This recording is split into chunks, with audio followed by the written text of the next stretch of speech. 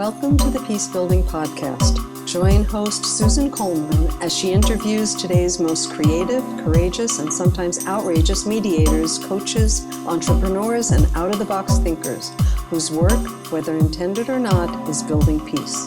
Tune in for 45 minutes of pure inspiration as we explore the best stories, the best practices, and the best ideas of a new world emerging. Here's your host, global consultant, coach, facilitator, and mediator, Susan Coleman. So, Ava, hello.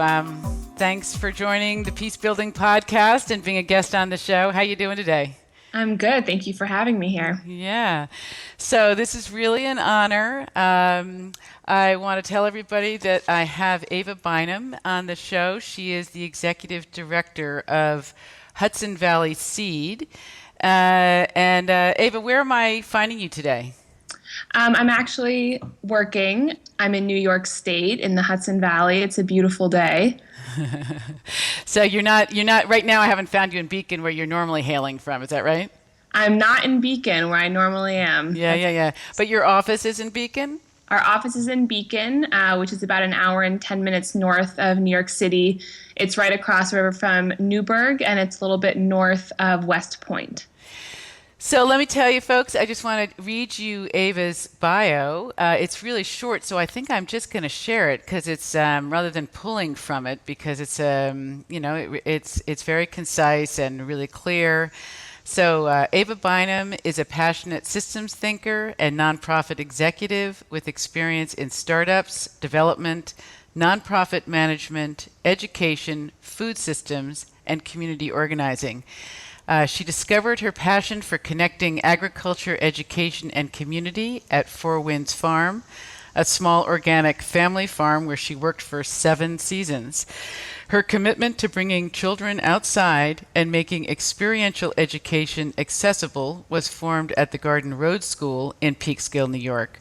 The Garden Road's philosophy is centered on education of the whole child, where lessons meet the needs of each and every student's individual learning styles.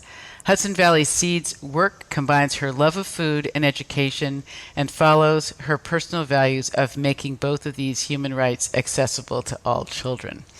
Wow, so that's really an impressive bio, and I wanted to just begin the interview by just getting a little bit of, getting to know you a little bit. Anything else you'd want to add to that bio that seems relevant to you?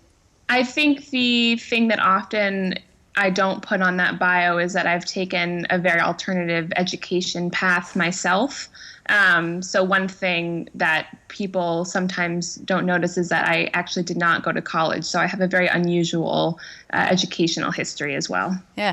How come you did that? How come you made that choice? I was really interested in gaining a different perspective, and I've had some mentors who have really helped me continue my education, and I think in many ways they've stepped into the role that a professor might have stood in. I feel like I've gained incredible skills, and I also feel like particularly working in the worlds of food and education, I sometimes think it's actually an asset to come from a different perspective because I haven't been taught to think about those systems in a certain way. I've learned how to think about those systems from a more experiential perspective. Yeah, interesting. Really super interesting. So what do you think, this is a podcast on peace building. Do you identify with that term in terms of the work that you do? It's not exactly what you'd call it doesn't have the title peace building, but do you identify with that term? I do. I think school gardens and food and education in general have a lot to do with building peace. I think about peace as being a skill and a muscle that are learned and therefore are taught. And I think of schools as a pretty ideal place to do that teaching.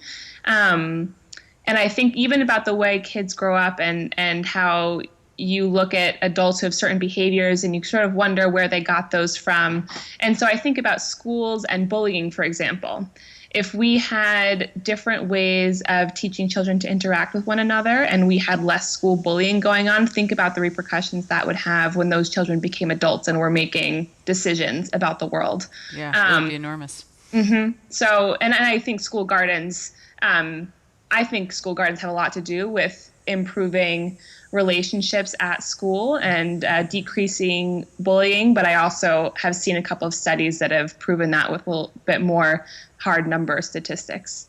So I want to just, talking about seeds, I'm wondering if you could say more about well, I don't know.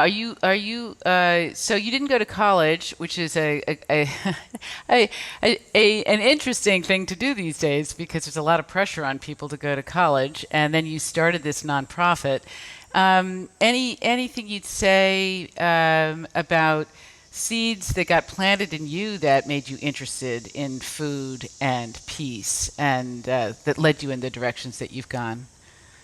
Yeah, I mean, so for people who are listening, Susan is actually my mom. Disclosed. And so honestly, being raised by someone doing this work and being raised with the language to talk about peace building and being raised thinking about peace building as an active rather than a passive way of being in the world, I think was very influential. I think even just having language to look at dynamics, whether they're group dynamics or interpersonal dynamics, and have some frame of reference for analyzing what's going on between those people or what's going on in this room, who's in the room, who's not in the room. I think I was raised with all of that sort of being filtered into my mind without any formal schooling in it. And so I think as a result, I have a real passion for this work, and I also have some sort of like intuitive understandings of some of what it takes to build peace. I loved your, Ava Bynum is a passionate systems thinker. That's just that you lead with that. That's a new idea for a lot of people, and there you have it. You're just thinking of all the connections between human systems and I guess food systems and educational systems, and I'm not sure if there's anything other systems that you got on your radar. There are. I mean, in the nonprofit world, we're starting to think about collaborative impact and how, one of Hudson Valley Seed's goals is, to help reduce childhood obesity. And part of collaborative impact is saying, say in Beacon, the rates of childhood obesity actually go down. We don't get to pat ourselves on the back as the sole champions who made that happen. We need to also celebrate that with the families who made different choices, with the other groups who made transportation easier so that families could get to better food, with the schools, with grocery stores who are then carrying different food. So it's not even within the food world that we then need to collaborate to build peace and achieve outcomes. We even have to reach across sectors into areas we might not have even thought were related. So the reason I like systems thinking is I think about, taking a holistic approach to any problem you're trying to solve. Yeah, and I know that you also have been really interested recently in doing race relations work. Would you say a little bit, are you interested in saying a little bit about that and why that interests you as well? Sure.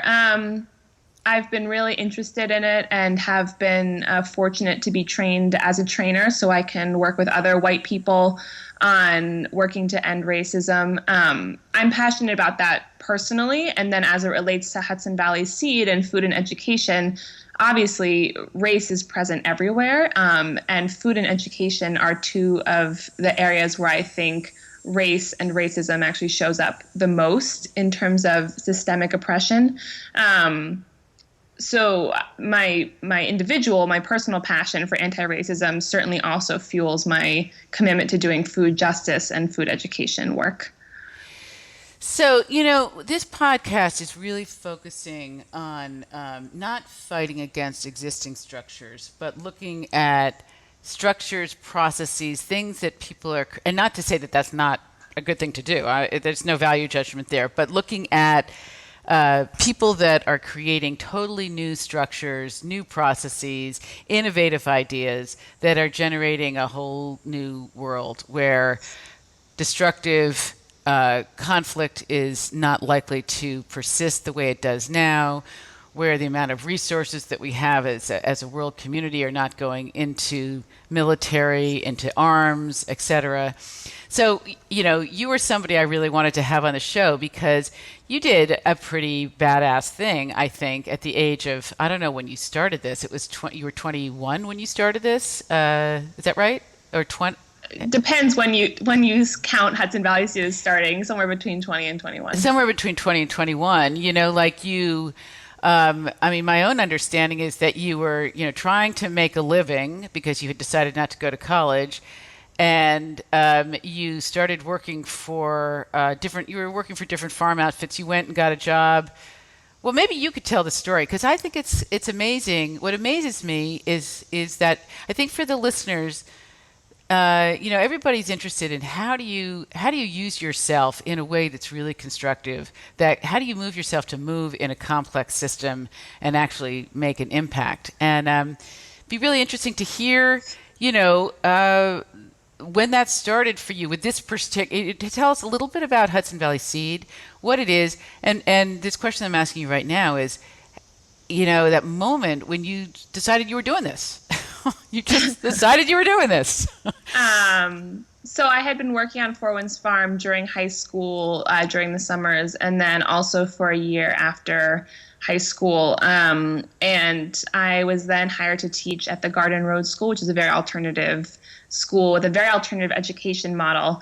And that was an incredibly transformative experience because they really were bringing this holistic whole child education to all these kids. And it was really amazing to watch the impact that was having and the way those kids were learning and the way their brains were thinking. It was a really wonderful experience. I have to interrupt you and just say, because I, of course, watched you working at Four Winds Farm. So Four Winds Farm, if you could just give people a sense of that, because that's sort of an amazing farm in and of itself. My image of you is, I guess you weren't driving the tractor when you were in fifth grade. But you were, I don't know when you started slaughtering turkeys, but you had kind of an amazing education there. I did. With Jay Armour at Four Winds Farm. I think part of why it was so transformative, besides the fact that I was working outside and having this incredible farming experience, but I also had a lot of responsibility. And I really see one of the biggest obstructors to peace building among my generation is sort of a general abdication of responsibility, and a feeling like everything is just too much and you can't actually wrap your head around everything that's going on and everything that's going wrong. And so you kind of just decide you're not going to go there. And what I remember very specifically about working on the farm is that, it was feeding people. And so on a mental level, it felt really good. But on a physical level also, every day ended where I felt really accomplished at the end of every day because we had completed clear tasks that had really visible results around the farm. And also like what? A bed that was now weeded, or more importantly, a barn filled with harvested produce that was going to go to feed people. So I feel like that was an important experience as well in terms of, I think when I was in high school, I had some very idealistic views about sort of the world and what peace could be. And I do think my time farming helped me not lose that, but also temper that with like, okay, but some real stuff has to happen. And you have to come up with something at the end of that. It's not enough to sort of think about growing food. You have to actually do it. And I think that had a big impact on, not just thinking about school gardens, but building them. So I wanted to pick up on something that you said, and not to ask you to be a voice of a generation, but you said that many of your contemporaries, I think you used the word abdicated, overwhelmed by abdicating responsibility, but then you said something about Oh, just being aware of the issues that there are out there and what needs to be resolved. And I wonder, this may be a big question to ask, but what does it look like from the view? What does the state of the planet look like from your generation's eyes? That's obviously, I am asking you to be the voice of your generation, but what would you say? It's hard to answer that. On the one hand, I feel like my generation has incredible opportunity and incredible access to information, and I see a lot of people doing really cool things with that. And people, around me in Beacon doing really cool things.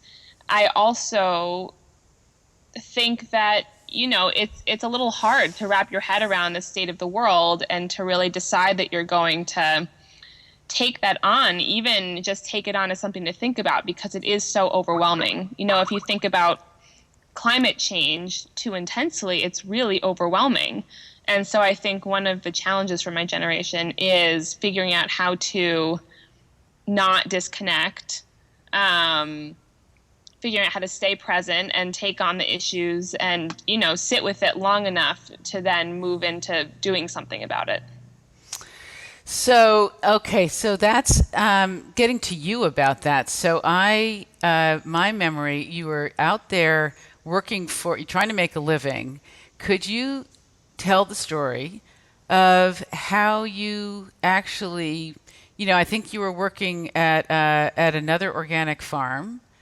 And could you tell the story of when the lightning struck and you said, I'm starting Hudson Valley Seed?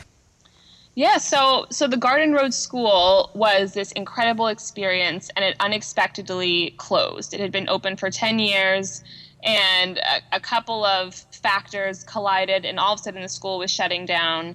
And so I had been thrilled to have this really exciting work experience, and all of a sudden there was again this vacuum of what on earth am I going to do with myself that's going to feel productive since I'm not in college right now.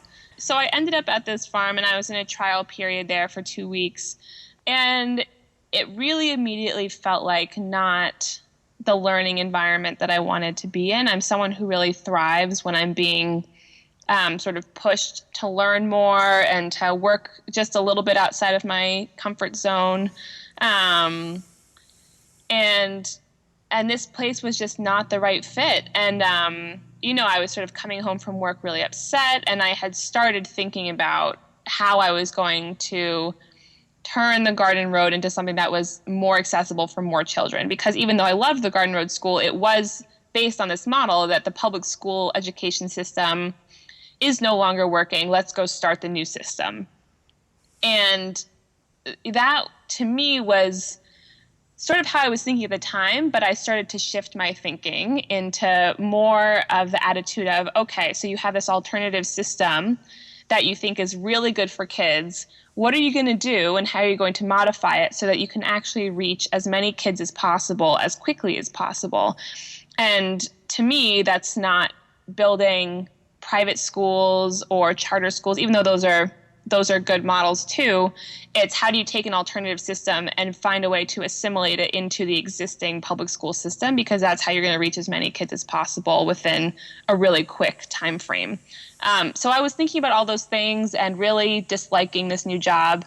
And I remember them really kind of dimming you down, not really wanting you to. I don't know. They didn't want you. They didn't want to pay you anything or very little. They didn't think you should be. I don't know. I have a memory of them not really holding you in as high regard as you held yourself, and kind of they were kind of a stay in your place kind of vibe about it. Yeah, which I think is interesting, because I actually do think that relates to the topic of peace building.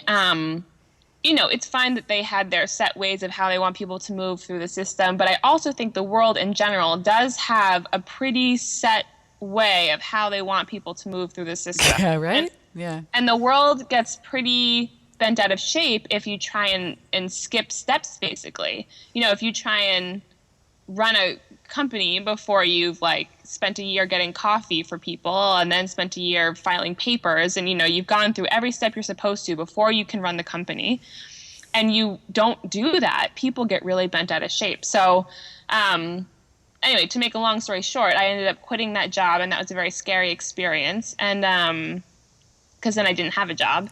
And can you drill down on that moment at all and say anything more about it, what that was like for you? Yes, I actually can't remember exactly what happened, but something in particular happened. There was some moment where I ended up walking into my boss's office and telling her that I was not going to be working there anymore. And I actually told her when I said that I was quitting to go start a nonprofit, putting gardens in schools. And she just laughed. She thought that was the funniest thing she'd ever heard. What? How bodacious of you. How hairy and bodacious of you. Right. Yeah. So anyway, so I decided, I spent a lot of time just sitting in my apartment, trying to come up with a name. Hudson Valley Seed, initially Seed was an acronym for something, coming up with all kinds of different names and coming up with a business plan and the values that the company had. And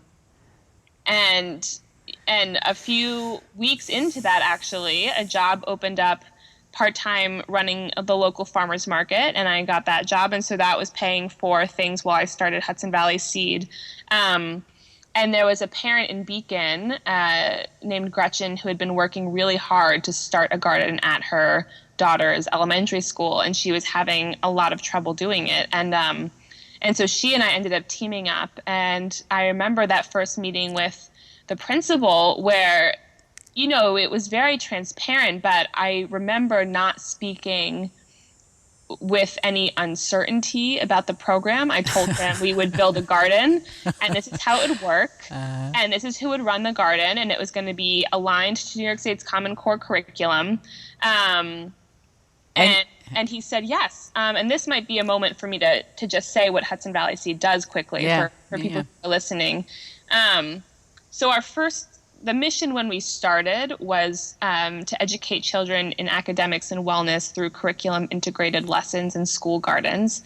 So the idea was to go and send in educators to actually build and maintain gardens on site at schools so that we wouldn't be dealing with busing fees because that's very expensive. And to also be the ones who were actually going in and doing the education so that we weren't putting more work on public school teachers who have enough stress to deal with already. And the idea was that each lesson was going to be aligned to New York State's Common Core curriculum, which was really important because Common Core has become this controversial subject, and it was really hard to fit in any kind of extracurricular activity if it wasn't helping kids reach the scores they needed to on those standardized tests. So we actually developed this curriculum that was going to have kids outside in the garden, tasting new vegetables, interacting with nature, while they also did math and science and reading and writing and other things. And so that was our founding mission, and our mission has changed slightly. And our mission is now to empower children to be informed ecological citizens through standards-based education focused on healthy eating, food literacy, environmental stewardship, and academic success. Wow. So it's become broader because even though we started focused on the healthy eating and the academic perspective, that empowerment piece has become really clear to us. And that environmental stewardship piece and that community piece has become very evident just in watching how children transform in this program. So our mission is now a little bit different, but we're still sending educators in. We work with 3,000 kids every week now. We're a 2.5-year-old nonprofit, and we work in 3 counties in New York State, Putnam, Dutchess, and Orange, and we're a staff of 5. And the model is still the same, to send educators in once a week who take kids outside into the garden, and they co-teach garden time with the classroom teacher.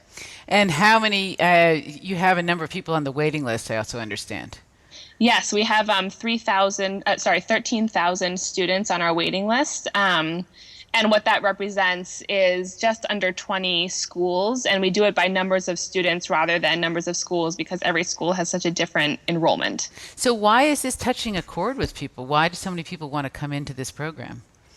I think a lot of programs have either been kicked out of public schools or haven't been able to get into public schools, mainly because of time, the Common Core, and funding. Time is a school's most precious resource, or one of them, and there's never enough of it during the school day. So I think a lot of programs come in and they're basically taking up time that kids would have been spending on math, but the program itself is not teaching kids math. So that's very stressful to teachers who now have to fit all of their teaching into a smaller time frame.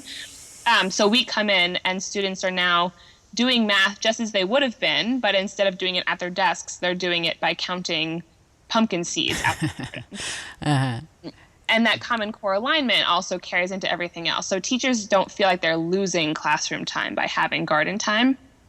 And we also have some schools that do pay for the program and some schools that pay for the program in part, but we also have some schools that can't pay at all, and we do grants and individual donations to make it possible for those schools to participate. So about 55% of our funding is from individuals, and then a mix of grants and foundations to support the rest of it so that any school can have this program. So, getting back to peace building and you being an intervener, you made a decision to intervene in a highly complex system that is the educational system, and specifically in Beacon was Beacon was your first place, right? That was where you started. Yes. Was in Sargent High School or Sargent Elementary School in Beacon. Yep. So at the age of 21 or so, you decided to do this. You convinced one of the principals, and he said yes. You believed it. He believed it. He said yes. You moved forward.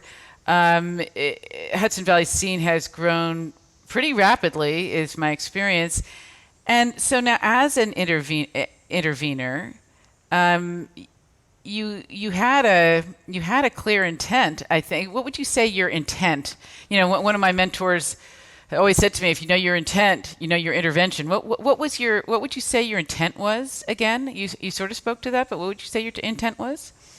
My intent was originally to take the kind of education that I saw happening at the Garden Road, which to me was so empowering for students, and teaching them so many things about how to be in the world and how to get that as quickly as possible and as efficiently as possible to as many other kids as I could.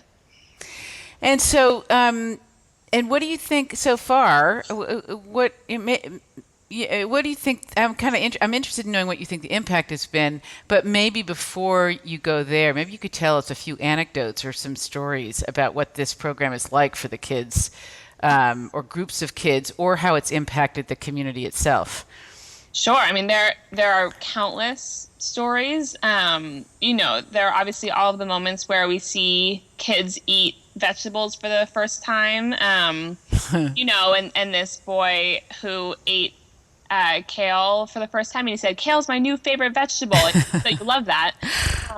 But there also have been a lot of moments that are more along the lines of kids really being seen for the first time and kids having a new opportunity to sort of take a leadership position or just be seen as a different kid.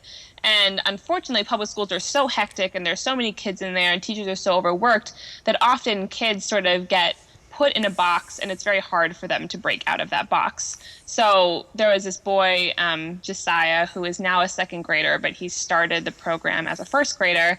And he was just sort of always calling out in class. He had a really hard time sitting still in his chair, all kinds of things. And he and the teacher had kind of a difficult relationship.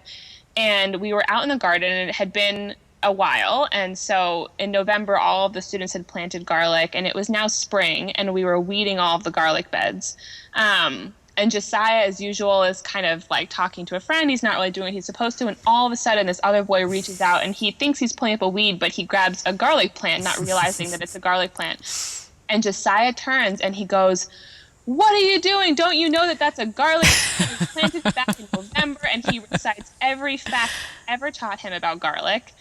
And, the teacher's jaw just drops open because she's never heard that kind of information retention from him. And she's also never seen that kind of engagement in what's happening in the classroom. And so a couple things have happened in that moment to me. One, Josiah has gotten to take this leadership role in his classroom. Two, something has clearly reached him and sparked interest in him and wanted him to be engaged in his school and his classroom and made school feel like a good place for him. And the third thing to me is that the teacher has now seen Josiah in a totally different perspective, and has gotten to see a very different child emerge in relation to learning. And so all of those have really interesting impacts in terms of what the rest of Josiah's school experience might be as a result of that. That is super cool in terms of how it's impacted. Well, I was going to say how it just impacted that particular student, but then in fact I'm saying, well, maybe not. Maybe it's more than that. It's the student, it's the teacher, it's perceptions, it's prejudgments and shifting prejudgments, which is so critical to building peace.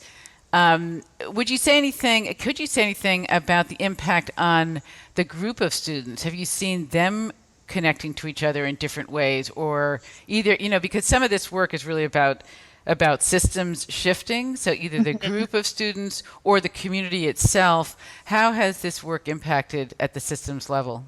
Yeah, so I think what's interesting that I think about is when I think about groups who go to a ropes course for team building, I think part of the draw of that is to take everyone out of their environment where they have their set dynamics and bring them somewhere new. And what I think is so unique about a school garden is it is a new environment. So everyone's having a chance to make some new rules and new connections, and be together in a new way with some new rules. But it also is on site at their school. So there's a little bit more integration that happens in terms of the space they create in the garden and the ability to bring that back into the school building. And the other thing that's unique about it is that it happens every week. So unlike a field trip like that, where it's sort of a one-time transformative experience, this is something that kids are now revisiting every week. So we're going to the garden. We're going to review our garden guidelines, which have a lot to do with respecting each other, and supporting each other and respecting the earth. And so those are revisited every week. So I think that has an effect on that group of students. And then the other important thing that is there anything that you've seen? I know that might be a difficult question, but and I know these things aren't often researched and documented, but anything you've noticed about a shift or change in that group? I think the biggest change I've noticed is what I've heard from parents about kids being really excited to go to school on garden time day, since they know it happens, every Wednesday or every Tuesday, whenever they have it during the week. And since we know that dropout rates start in elementary school, if we're hearing that kids are more eager to be in school when they know they have garden time, that to me has really important impacts, especially because it just helps build school culture. If you have a school where all the kids feel safe and like they're being invested in and like they want to be there, that has a really important impact. The other thing I've noticed is that since we work with every student in the Beacon Elementary School system, which has 4 elementary schools and 1,500 kids, since all of those kids have this program, when they see each other outside of school, between schools, they have something really interesting to talk about. So parents have shared that first grade girls are having a play date and they're talking about how tall their bean plants. That's great. And that's really wonderful to have that connection between parents and between children from different schools in a community. And then the other thing is, there is a huge amount of parent engagement that's going on, and a lot of parents working together who often wouldn't otherwise work together because their kids all go to public school. And so you have kids that are diverse in terms of race and class and gender and neighborhood, all kinds of things. And as soon as you have all of them participating in this program, and once you make food what they're all learning about and what everyone's talking about, which is such something that brings everyone together, people come together around food, you also build a lot of community and cross barriers just on a very zoomed in community level. Yeah. And the other thing that I think is interesting is that Beacon is a gentrifying community. So there's more people coming in sort of from the Brooklyn area who tend to be more affluent and tend to be white. And that's coming in to the Beacon City school system. And it's having an interesting impact. It's not showing up in the schools as quickly as it's showing up on Main Street in the community, but it's still there and you can feel it when you're in Beacon. And when I think about people and how people often come together, it's often around food. So we are starting to have this new Beacon, old Beacon divide, and that's true in the other districts we work in as well. You know, there's always a divide in the community along some line, I think. And in Beacon, it's around New Beacon, Old Beacon. So if you have those kids all coming together around food, and you have parents coming together for community events around the school garden, that in itself, to me, creates peace building and creates connections that might otherwise be there. It creates a kind of a web and transcends any kind of difference because everybody's interested in eating. Right. Yeah. Such an amazing program. How do you think as an intervener, as a social entrepreneur that you are, how do you think you have shifted and changed as a result of this work? That's a hard question. I feel like I have continued along that path that I mentioned in terms of translating idealism into real action. And I think I've really changed the way I see people and systems. So many things that people are and that people do and that people have are so incredibly systemic. And so I think what do you mean by that? You know, what people eat, where people live, where kids go to school, what kind of resources kids have while they're in school. A lot of that, a huge amount of that is decided, I think, by larger systems and less by the individuals themselves. Yeah, I know you were telling me that in the summer, the gardens, obviously you have this issue because a lot of the stuff is growing in the summertime and the kids aren't in school, but that a lot of the summer garden produce is going to feed kids. You want to say a little bit about that? I thought that was interesting when you were telling me about that before. Yeah, so Beacon has a very high free and reduced cost lunch rate, which means during the school year, a little over 50% of kids are receiving lunches that are either paid for by the government or heavily subsidized by the government. And during the summer, those kids now don't have that food source, and a lot of kids would just basically go hungry. So there's a great program in Beacon that we actually don't coordinate. Another nonprofit coordinates it, where there are 5 sites around Beacon where kids can show up and get a free meal. They don't have to prove their eligibility. They just show up. And the Beacon City School District actually prepares the meals. And we harvest all the produce from the school gardens and deliver it to the school cafeterias so that it gets processed to be part of the school lunches. So like cherry tomatoes and cucumber slices, things like that.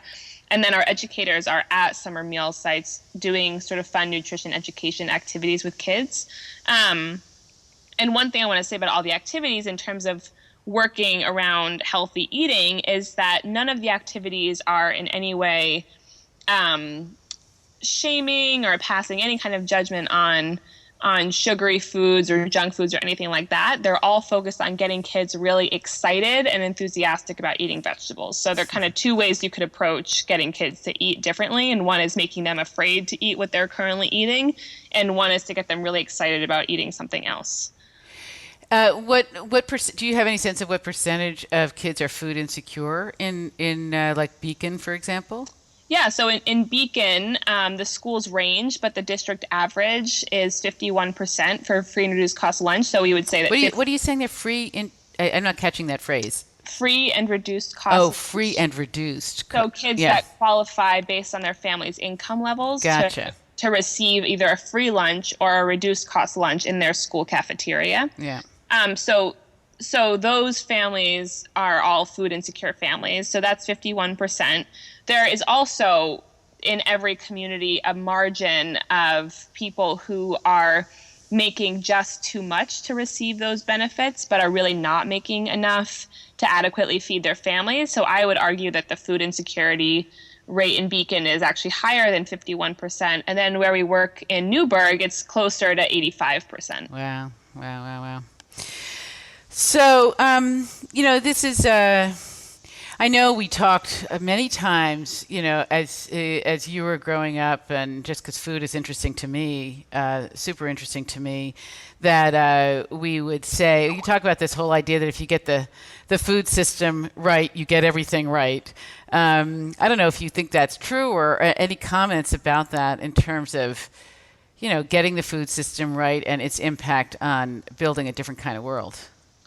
I do still think that the food system is one of the only systems that really touches every other system in a very genuine, real way. I also think that it is very, very linked to so many other systems, including international trade and all kinds of complex webs. And so I would say that getting the food system right would have really big repercussions. I mean, the fact that we throw out as much food as we do while there are people who don't have enough food to eat, tells you something about how flawed the system is. How much food do we throw out? That I'd actually have to look it up, but we end up wasting, I think, a little over 40% of all the food we actually produce in this country. Wow. That's... because food is in grocery stores and it has sell-by dates. So you see, you see piles of food being thrown out that are, lettuce and tomatoes and apples, and it's all perfectly edible, but it has passed that date where it's supposed to be, no longer on shelves. And I'm not entirely sure about that percentage, but it's a very high percentage of food that we're getting rid of. Which has spawned the dumpster diving movement? Yes, yeah, which is not quite keeping up with how much food is being thrown out. What is the dumpster diving movement? The dumpster diving movement, yes, is people who are basically going out back when grocery stores, you find out what day grocery stores basically dump their food, and they're going in and retrieving it and distributing it to people who need it. Yeah, wow. So we are running towards the end of our time, and I guess I wanted to ask you a couple more questions. One is that, you're just, I know I'm your mom, but I also know that many other people share this view that you're a pretty impressive person. And I'm kind of curious if in a number of years you have a next act, a next great use of self as instrument to impact a system. What could you imagine that might be? The kind of three options I'm not leaving Hudson Valley Seed anytime soon, but eventually I could imagine either sort of packaging Hudson Valley Seed up and moving it to other cities, because even though Farm to School has become this great movement across the country, I actually haven't found other programs that reach kids every week for an hour a week with this kind of a program. So it'd be cool to reach other cities with this program, and we've been getting calls from other places asking us to help them start it. The other two options are just totally different. And, one is that I really do like the anti-racism work I've been doing, and I can imagine continuing that. And the other is that I could kind of imagine doing more wilderness stuff with kids, since I love backpacking and being in the outdoors. And I could imagine doing that in a very hands-on way with kids, or I could imagine sort of continuing my nonprofit management track and, working with another nonprofit somewhere. Yeah, really all very interesting ideas. And I don't know if there's anything you want to say as we wind up talking about the specifics of Hudson Valley Seed. Is there anything that you think we've left out, or anything that you think would be really interesting for the listeners to hear? I think what might be interesting for people to hear is that there are a lot of people behind the scenes who absolutely made Hudson Valley Seed possible. And I'm saying that because people who are listening who either have an idea and are trying to do it alone and needing help, that, it's important to know that other people are out there to help you.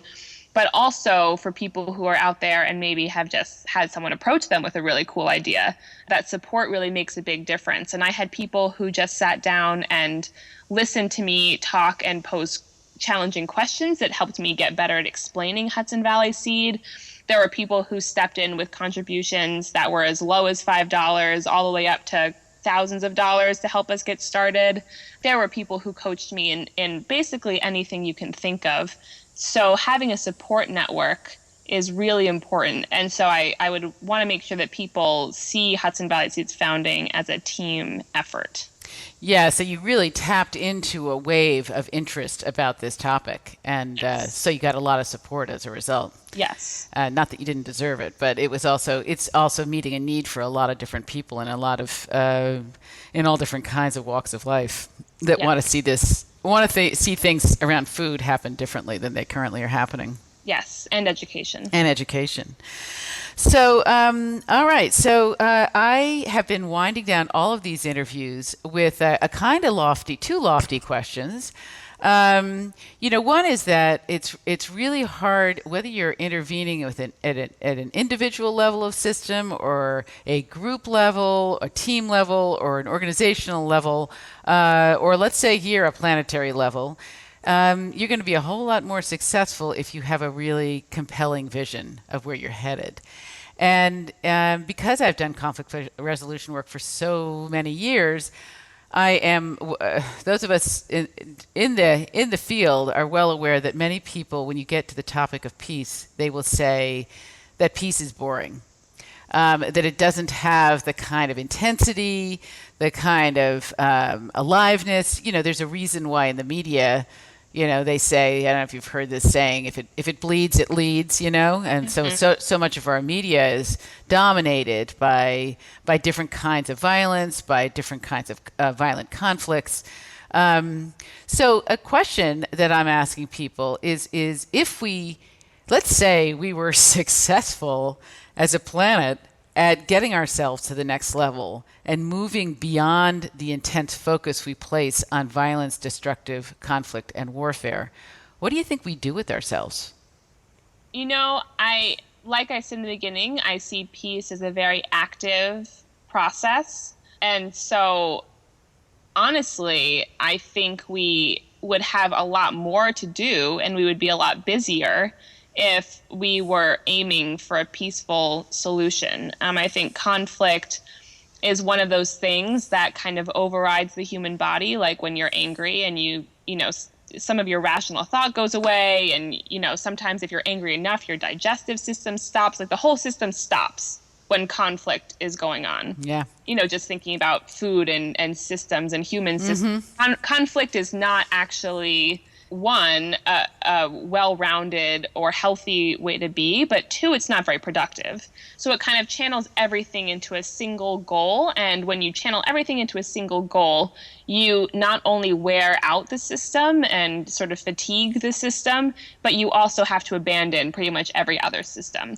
So if we were living in a peaceful world, I actually think everyone would have a lot more to do and everyone would have a lot more energy to do it. And I also think that peace and being in a peaceful system is one of those systems in which the resources become regenerating. So all of the things you have to put into peace start generating even more resources for you and the community and the world.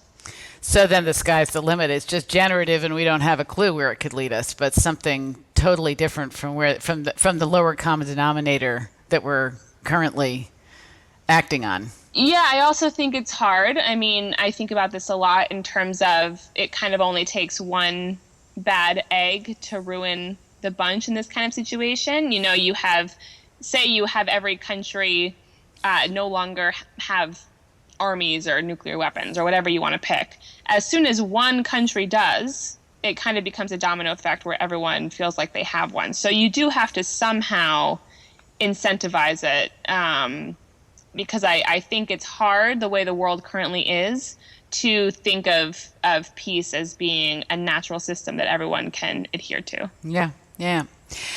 So, okay, my other lofty question is related, but if you follow the dollars so often, you kind of get a sense of what's going on in the world, and we spend a huge amount of our planetary resources on specifically on war systems, and then probably peripherally that much more on war systems and their impact and et cetera, et cetera. And I think there's a perception as well that peace itself, or anything that is peace oriented, you're not going to make a living doing it. So I don't know. That's another question. Do you think that peaceful aims can be profitable? That actually is a lot more of a clear question to me than the previous one, because I think there's no question that peace is profitable.